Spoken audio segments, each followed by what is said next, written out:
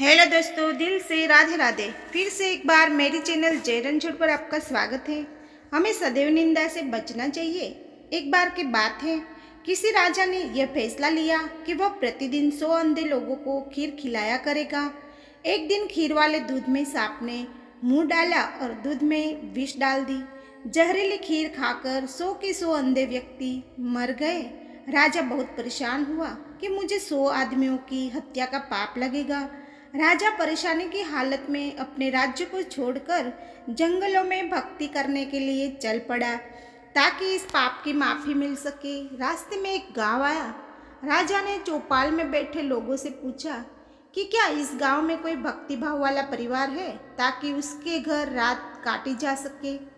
चौपाल में बैठे लोगों ने बताया कि इस गांव में 2 बहन भाई रहते हैं जो खूब पूजा करते हैं। तो राजा उनके घर रात में ठहर गया। सुबह जब राजा उठा तो लड़की पूजा पर बैठी हुई थी। इससे पहले लड़की का रूटीन था कि वह दिन निकलने से पहले ही पूजा से उठ जाती थी और नाश्ता तैयार करती थी। लेकिन उस दिन वह लड़की बहुत देर तक पूजा पर बैठी रही। जब लड़की उठी तो उसके भाई ने कहा कि बहन, तू इतनी देर से उठी है, अपने घर मुसाफिर आया हुआ है और उसे नाश्ता करके दूर जाना है। लड़की ने जवाब दिया कि भैया, ऊपर एक मामला उलझा हुआ था।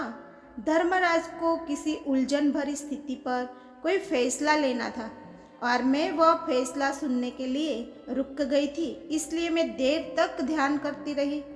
तो उसके भाई ने पूछा, ऐसी क्या बात थी। तो लड़की ने बताया कि फलाम राज्य का राजा अंधे व्यक्तियों को खीर खिलाया करता था, लेकिन सांप के दूध में विष डालने से 100 अंधे व्यक्ति मर गए।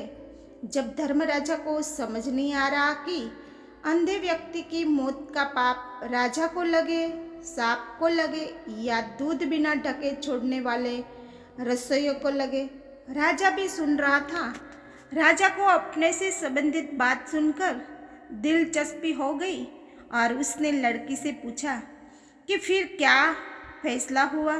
लड़के ने बताया कि अभी तक कोई फैसला नहीं हो पाया था। तो राजा ने पूछा कि क्या मैं आपके घर एक रात के लिए और रुक सकता हूँ। दोनों बहन भाइयों ने खुशी से उसको हाँ कर दी। राजा अगले दिन के लिए रुक गया, लेकिन चौपाल में बैठे लोग दिन भर यही चर्चा करके रहे कि कल जो व्यक्ति हमारे गांव में एक रात रुकने के लिए आया था और कोई भक्ति भाव वाला घर पूछ रहा था, उसकी भक्ति का नाटक तो सामने आ गया है। रात काटने के बाद वह इसलिए नहीं गया क्योंकि जवान लड़की को देखकर उस व्यक्ति की नीयत खोटी हो गई, इसलिए वह उस सुंदर और जवान लड़की के घर पक्के तौर पर ही ठहरेगा या फिर लड़की को लेकर भागेगा। दिन भर चौपाल में उस राजा का निंदा होती रही। अगली सुबह लड़की फिर ध्यान पर बैठी और रूटीन के टाइम अनुसार उठ गई। तो राजा ने पूछा, बेटी, अंधे व्यक्तियों की हत्या का पाप किसको लगा।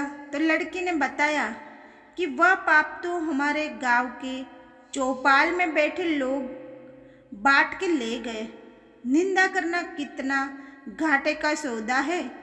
निंदक हमेशा दूसरों को पाप अपने सर पर ढोता रहता है और दूसरों द्वारा किए गए उन पाप कर्मों के फल को भी भुगतता है। तो हमें सदैव निंदा से बचना चाहिए। राधे राधे, जय श्री कृष्ण दोस्तों।